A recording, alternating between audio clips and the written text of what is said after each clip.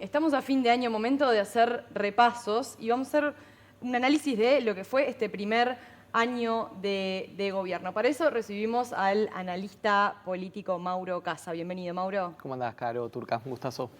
Si tuvieras que definir en pocas palabras el primer año de gobierno, este 2025 para Yamandu Orsi.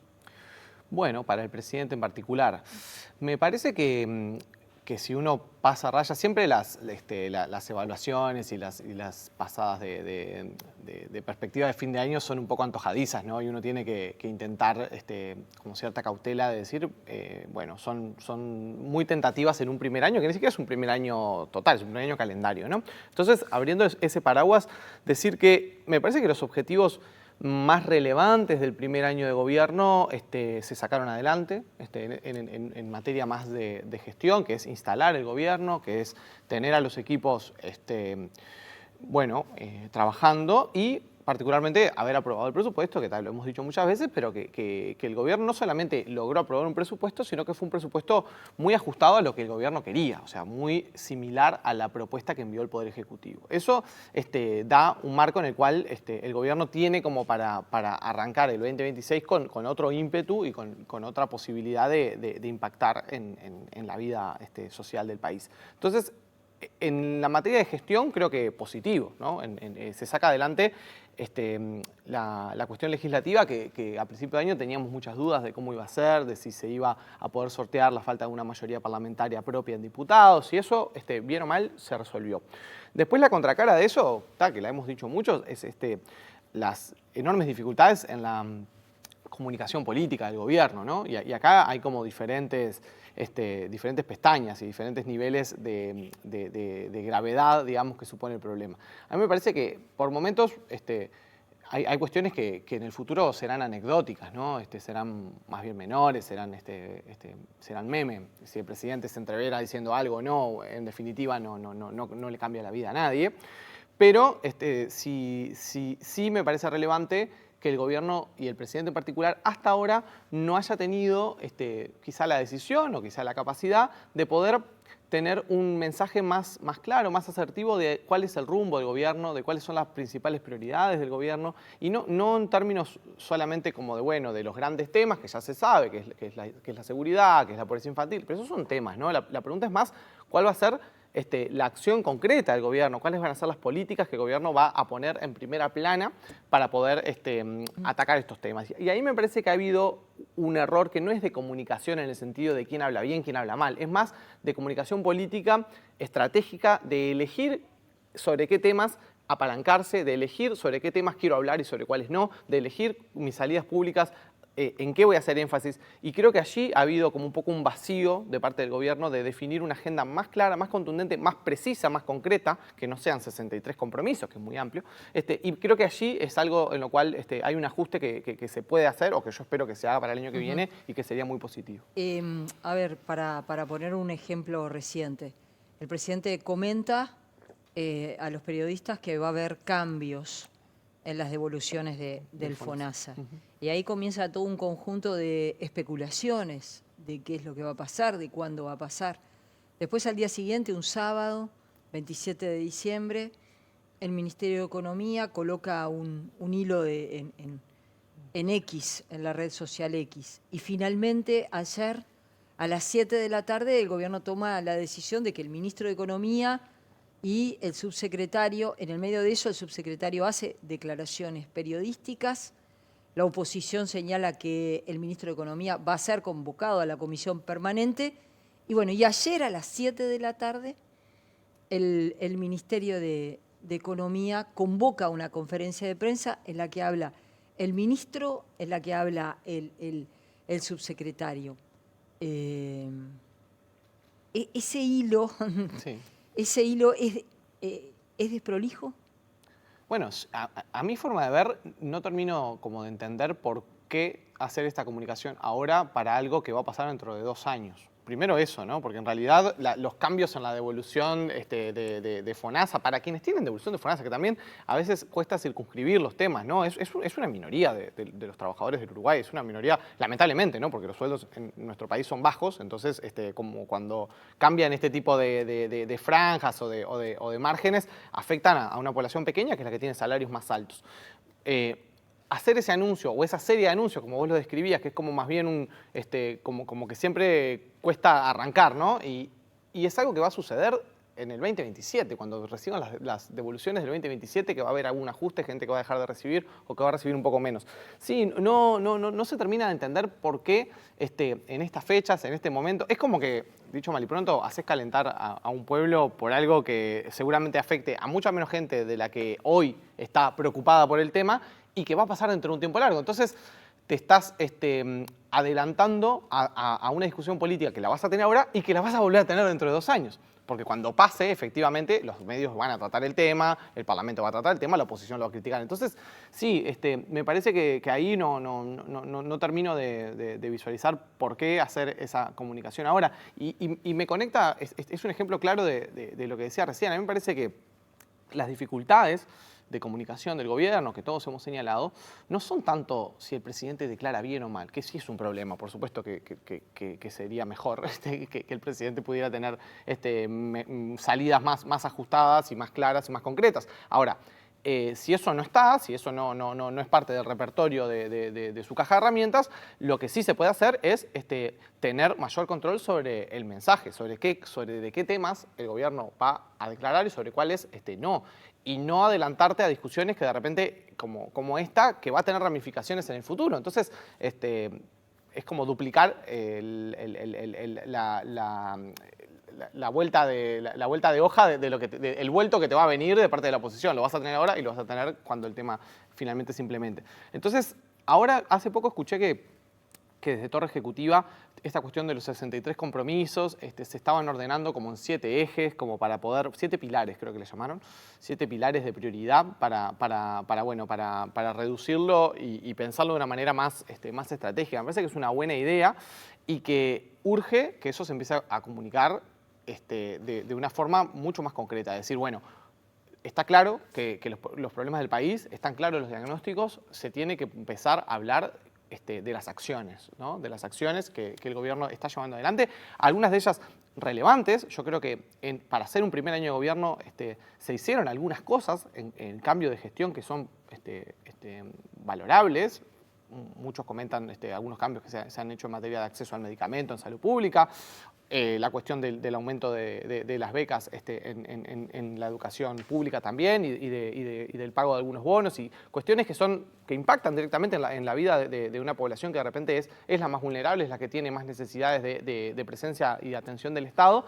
Pero claro, queda la duda de decir, ¿por qué no comunicar eso, no? ¿Por qué no apalancarse allí? ¿Por qué no hacer una conferencia de prensa para hablar de eso? ¿Por qué no hacer una cadena nacional para mostrar los efectos que eso tiene en la vida de personas concretas, de familias, y que cuenten qué van a hacer con esa plata y cómo eso los ayuda? Y no, cada vez que hay una conferencia de prensa, en realidad suele ser para cuestiones que terminan fomentando el enfrentamiento político o que terminan siendo conferencias que luego... Malas noticias para el gobierno. A veces sí, a veces sí. Entonces eso es una decisión un poco extraña de por qué salís a poner la cara de las principales figuras del gobierno para dar cuestiones que van a ser complejas, que van a tener ramificaciones, todo el tema Cardama, que yo no veo mal que el gobierno haya accionado en eso. Era evidente que había que tomar medidas por un acuerdo que está plagado de irregularidades y que creo que es correcto que el gobierno esté avanzando en esa dirección, pero bueno, se podría haber dado un mensaje mucho más claro, concreto, de decir, bueno, lo estamos presentando a la justicia, vamos a esperar que se pronuncie,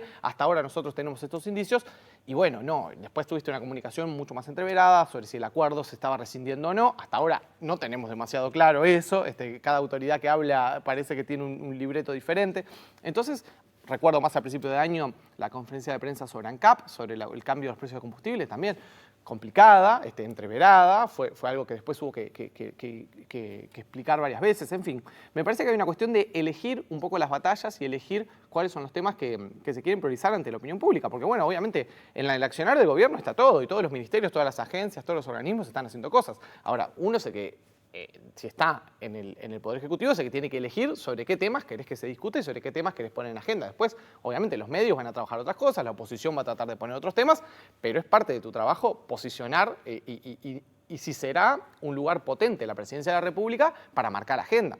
Obviamente que nadie define la agenda de lo que discutimos una persona sola, es un sistema plural el que tenemos y todas las voces tienen un peso, pero si vos estás en la presidencia, evidentemente tenés una capacidad de marcar y de decidir sobre qué se habla mucho mayor que otros actores, ¿no? Y ahora vos, volviendo al caso del FONASA Gate, por decirle de alguna manera, vos remarcabas que de repente no era el momento, o sea, no era necesario este momento, pudiendo hacerlo más adelante. Y la pregunta que te hago es si también era necesario que el que saliera a hablar primero fuera el presidente Yamandursi y no fuera quizá el ministro de Economía, que va a ser más claro, también para no desgastar de repente un presidente que ya viene siendo, digamos, trastabillando con sus salidas públicas. Sí, hubiera sido una posibilidad quizá más correcta, porque aparte hay cuestiones técnicas que tenemos que ser también sinceros. Es difícil de explicar, o sea, yo no soy experto en seguridad social, a mí, digo, leo la noticia, escucho a las personas, más o menos sé de qué se trata, pero no lo podría explicar de una manera para que todo el mundo lo entendiera, que es exactamente el cambio que se va a hacer. Y bueno, para eso están los expertos, para eso está gente que se especializa en los temas y que puede dar una mirada mejor, ¿sí? Lo decía Ana María cuando decía, bueno, el presidente aparte sale a anunciar que va a haber un anuncio al respecto, entonces es como un poco, sí, no tenía demasiado sentido hacerlo de esa forma. Pero bueno, es un poco el modus operandi, ¿no? que está teniendo el gobierno en muchos temas, que es como que el presidente tira un adelanto o tira una punta y después, bueno, sobre eso se construye. Y en particular el tema, los aportes a la seguridad social, los aportes al sistema de salud no son impuestos, ¿no? Pero bueno, la gente lo mira dentro del amplio abanico de las contribuciones que hacemos todos los ciudadanos obligatorias al Estado. Entonces, siempre que se habla del tema de impuestos es delicado. Y en general son cambios que suelen afectar a minorías, ¿no? Es como cuando la enorme y larga discusión sobre el IRPF, decía, bueno, ¿quién va a pagar más, quién va a pagar menos? Cuando cambió una franja de IRPF, o ahora en la ley de presupuesto que se votó algunos cambios impositivos que afortunadamente no impactan en la mayoría de la población. Son cambios impositivos que tienen más que ver con, con grandes empresas, con quien tiene acciones y activos financieros en el exterior, que obviamente no somos nosotros, no es cualquier hijo de vecino, pero sin embargo, en general, la ciudadanía, por más que le afecte o no directamente, tiene una mirada como negativa cuando se sabe que va a haber un aumento de impuestos o un aumento de contribuciones al Estado. Entonces, ya sabés que es un tema que hay que tratarlo con delicadeza, que lo primero que tenés que anunciar es a cuántas personas va a afectar, en qué franja de ingreso. Eso es como lo fundamental, porque es lo que la persona se va a quedar, el que está mirando un titular o mirando el noticiero, lo primero que va a mirar es eso, che, si esto me toca a mi bolsillo o no. Entonces, sí, como que tirarla para ver qué pasa no parece ser justo en estos temas una buena idea. Parece que hay que hacer una comunicación bien ajustada, bien sencilla, bien clara, hablar de cuándo esto se va a implementar. Y bueno, ya cuando partís diciendo a partir del 2027 está, entonces no me lo cuentes ahora, contámelo en el 2027. Mauro, ¿y cómo has visto a la oposición o como muchas veces se dice a las oposiciones? Porque bueno, pues no se puede hablar de una sola oposición. ¿Cómo has visto su accionar? Bien, es complejo a veces también como evaluar. ¿Qué evaluamos cuando evaluamos a la oposición o a las oposiciones, ¿no? ¿Qué es lo que nos tenemos que preguntar? ¿Qué es estar haciendo bien oposición? ¿Es el que se está oponiendo más al gobierno? ¿Es el que está logrando que sus potenciales votantes estén más satisfechos con lo que está haciendo? ¿Es el que le está colaborando más al gobierno? Bueno, son preguntas abiertas, no hay una respuesta clara. Uno podría tener como dos líneas argumentales, ¿no? Uno podría pensar, bueno, una buena oposición sería aquella que está intentando contribuir a la solución de los problemas del país. O sea, una oposición que está proponiendo, que está trabajando en conjunto con el gobierno, obviamente desde sus diferencias, para hacer propuestas e intentar que los temas que preocupan a la gente tengan atención. Eso sería una forma de verlo. Otros podrían decir, bueno, no, los políticos no hacen eso. Los políticos tienen una mirada autointeresada en la cual lo que les interesa es que los voten en el futuro, y si vos estás en la oposición, lo que querés es que te voten a vos y que no voten al que está en el gobierno. Entonces, podrías tener una mirada que dijera, las oposiciones actúan bien cuando están alimentando a su propio electorado, cuando están intentando que la mirada de la opinión pública hacia el gobierno sea mala y hacia la oposición mejore. Son dos miradas distintas. Si uno utiliza esas lentes, podría decir que hay de todo, ¿no? Que hay perfiles diferentes, que hay, evidentemente, en los sectores mayoritarios de los partidos tradicionales, que son en los que uno pone el foco, porque son los partidos que el día de mañana pueden volver a ser gobierno, ha habido una oposición muy cerril, ¿no? Desde el primer día. Y eso se ha notado. Ha habido incluso salidas hasta muy virulentas hacia figuras del gobierno y en particular hacia la figura del presidente, que no es lo habitual en la política uruguaya. Sí, la política uruguaya siempre suele ser deporte de contacto, no es que se dan, pero en general solemos tener como algunas figuras como el presidente, como los expresidentes, un poco por fuera de esas riñas y disputas.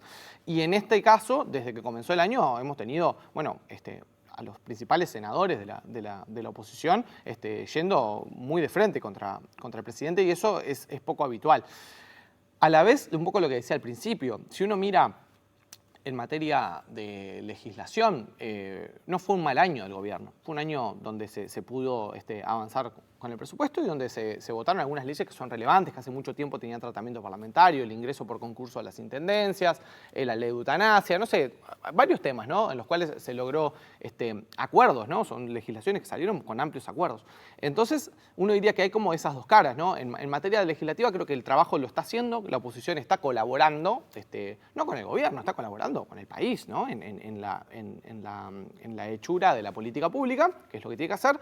Ahora, más en materia de control del Poder Ejecutivo, esa segunda función que tiene el Parlamento, que no es solo legislar, sino también controlar, allí es donde veo mucho mayor rispidez y donde veo sobre todo mucho desacople de la oposición, de las oposiciones, sobre los temas del Uruguay, ¿no? Porque cuando repasamos que hubo 5 interpelaciones, decimos, bueno, fueron interpelaciones por cuestiones de seguridad, de violencia, o interpelaciones por cuestiones de la pobreza infantil, o por cuestiones del salario, del empleo. Y la verdad que no, fueron interpelaciones que no tenían prácticamente nada que ver con la agenda de los comunes, llamémosle, ¿no?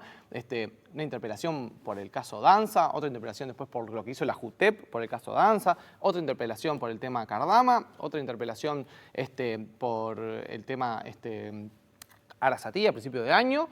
Y bueno, como que realmente muy poca relación de esa discusión parlamentaria. Y la otra fue por lo del campo María Dolores, la interpelación a Frati. O sea, si vos sumás 5 interpelaciones en las cuales, ¿qué le quedó de eso a la ciudadanía, ¿no? ¿Qué respuesta hubo de esas interpelaciones? ¿Qué posibilidad hubo de que las autoridades de gobierno aclarasen o proveyesen de más información sobre asuntos públicos relevantes? Bueno, la verdad que muy poco. Y ahí sí veo como una lejanía muy grande, ¿no? de las oposiciones respecto a lo que está preocupando a la gente. Y eso se refleja en los estudios de opinión pública con los que contamos, ¿no?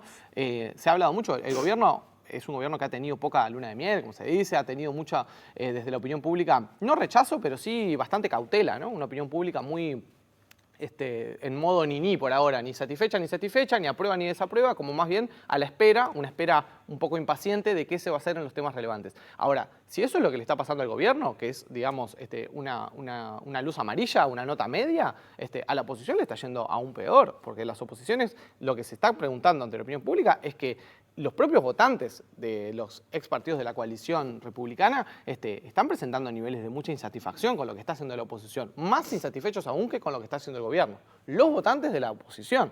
Entonces, me parece que también ahí hay mucho para ajustar, ¿no?, de cara al año que viene.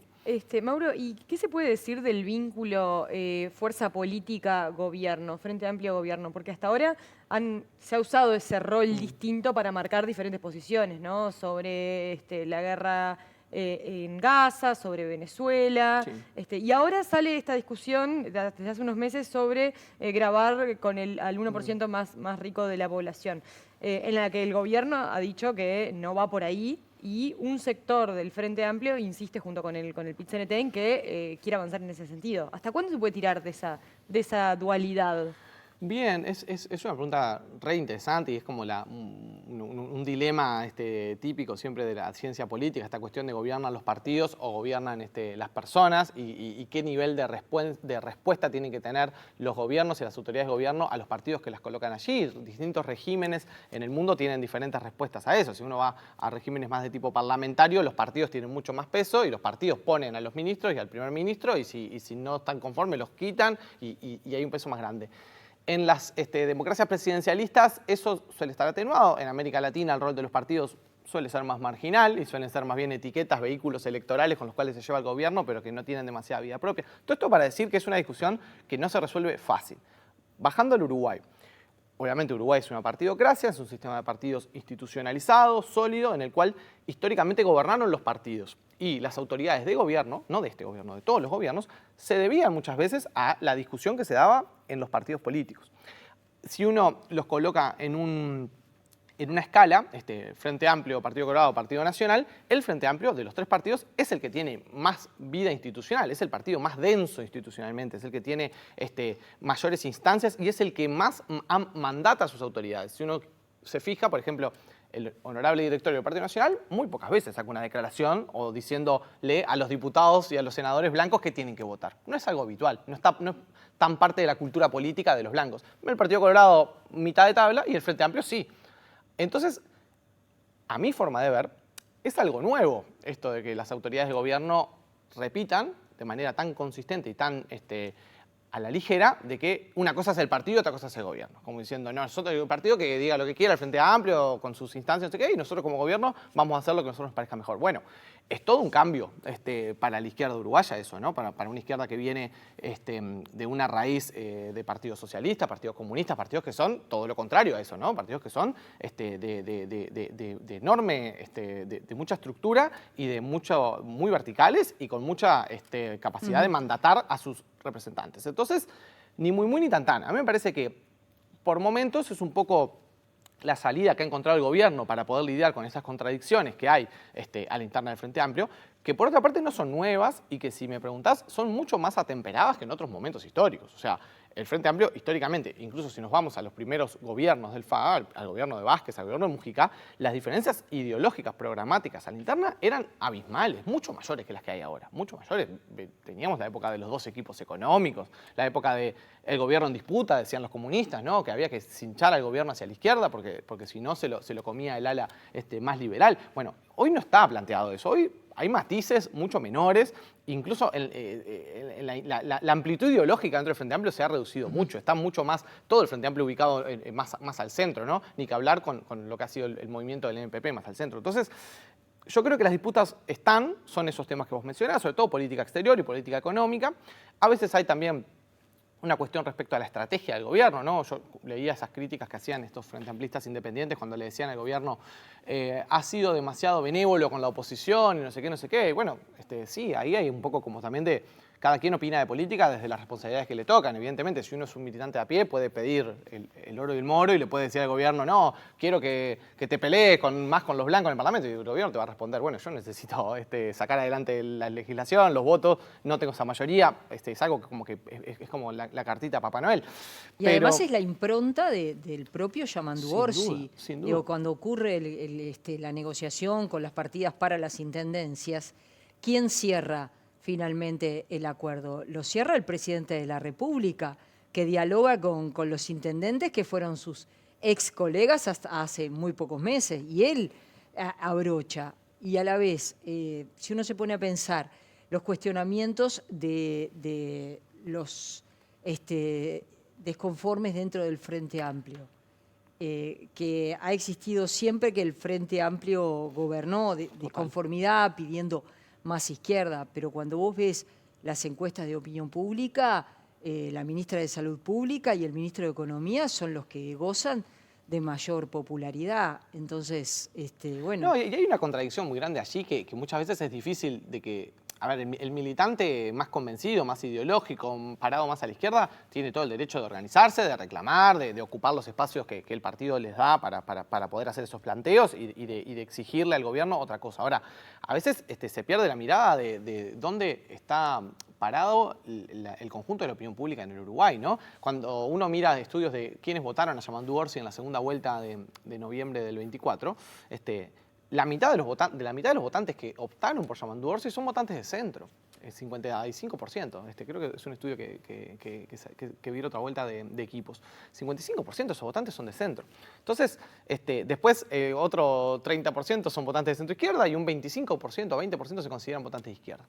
Entonces, bueno, a eso también te da un poco la mirada de que a veces, obviamente, le prestamos más atención a los que hacen más ruido. Y es lo normal en política, el que se manifiesta, el que sale a la calle, el que hace más ruido, y a veces no son las miradas que comparten las mayorías silenciosas, ¿no? Como se dice.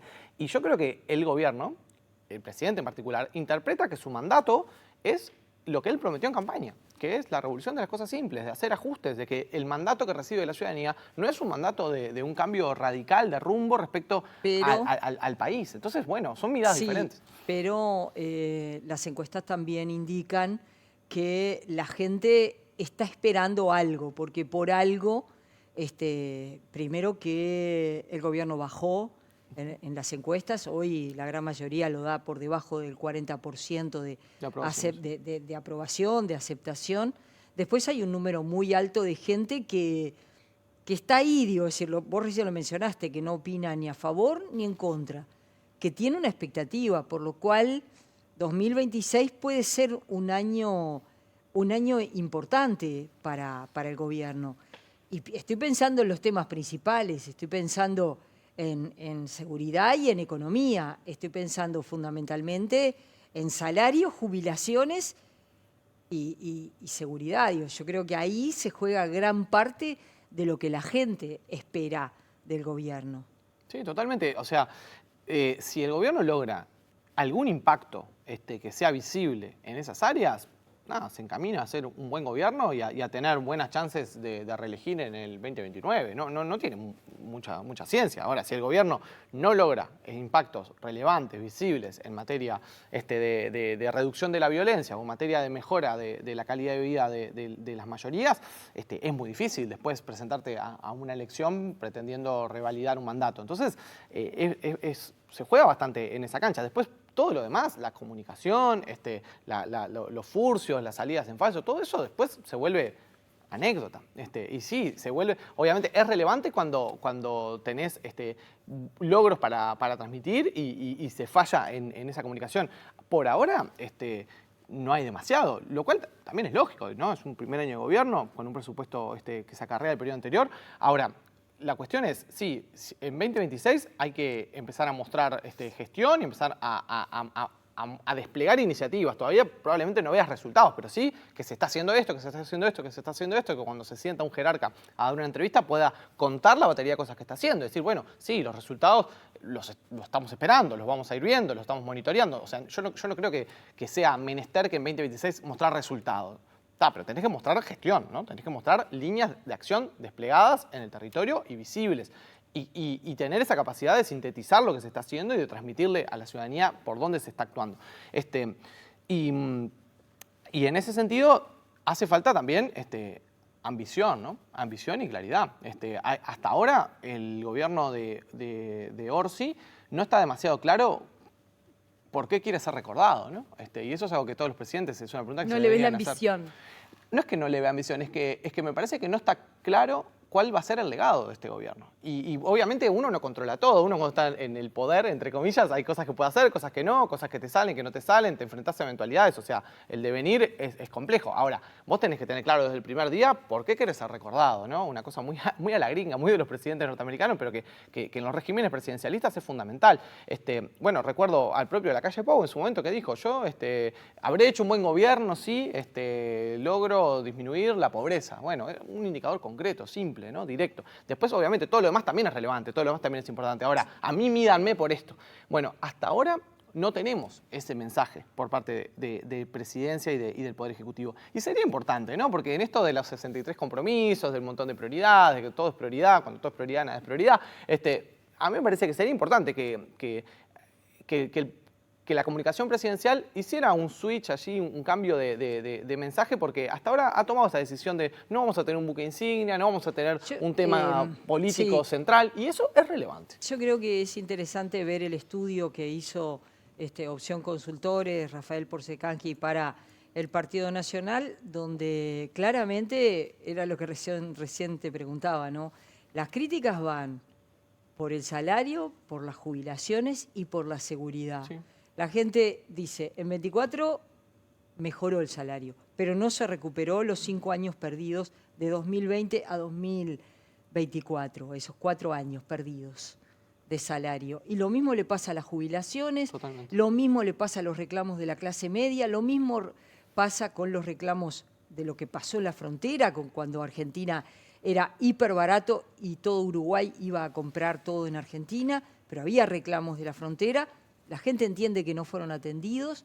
Entonces, quizás más que como un buque insignia, atender cuestiones muy específicas que son los que me parece que la gente estaría reclamando.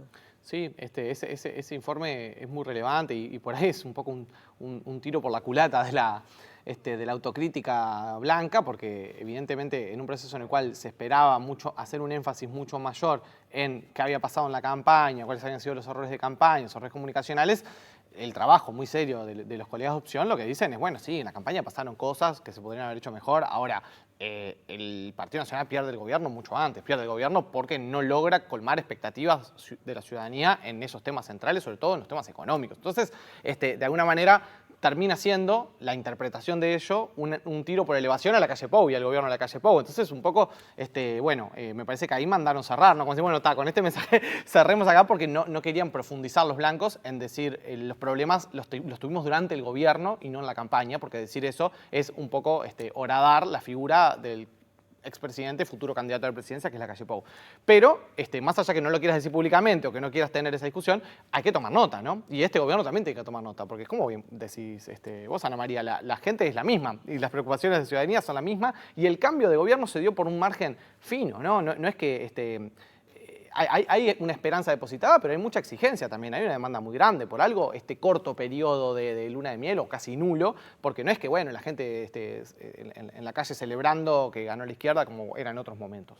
Es otro momento histórico. Mauro, ya para asociarlo con eso y ir cerrando, ¿cuánto hay de continuismo, no? Porque la oposición, sobre todo, por ejemplo, en temas de seguridad, dice, bueno, no cambiaron al jefe de policía, se mantuvieron los principales lineamientos. ¿Eso tiene asidero en la realidad, el continuismo? A mí me parece que desde la oposición es como a veces hay una cosa un poco esquizofrénica, ¿no? Es como decir, sí, hay continuismo, pero después dicen, no, es un gobierno que viene a derrumbar todo lo que hizo el gobierno anterior. Bueno, una cosa u otra, no puedes hacer las dos cosas a la vez. O sos un gobierno que sos continuista o sos un gobierno que estás echando abajo todo lo anterior. Yo creo que ninguna de las cosas de las dos son ciertas. Me parece que el Uruguay tiene, como para decirlo por un lado positivo y no negativo. Por ejemplo, en el Uruguay hay una línea de continuidad en las dos políticas principales de las que hemos venido hablando, en seguridad y en economía, desde hace 15, 20 años.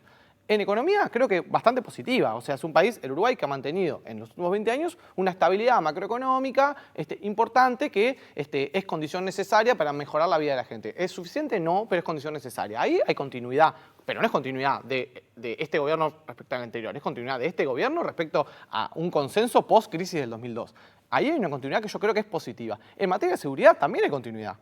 En materia de seguridad no se ha hecho nada distinto en el Uruguay en los últimos 20, 30 años, más que la inflación penal punitiva, el hacinamiento carcelario, el intentar tecnificar a la policía y tener un aparato represivo del Estado más potente. Esa línea de continuidad viene desde, puedo decir, desde el Ministerio de Stirling, desde los años 2000. Entonces, a mi forma de ver, una continuidad negativa de una política fracasada, una política que ha demostrado que no es ese el camino para que los uruguayos vivamos más seguros. Entonces, en ambos campos, por poner estos dos ejemplos, yo veo que hay continuidad. En un caso una continuidad que ha servido y en otro una continuidad que ha fracasado. Ojalá no haya más continuidad, ojalá se hagan cosas diferentes. Mauro Casa, ha sido un gusto recibirte esta mañana en Cinco Sentidos. Muchas gracias. Muchas gracias. Feliz año. Feliz año. Nosotros hacemos una breve pausa, volvemos enseguida.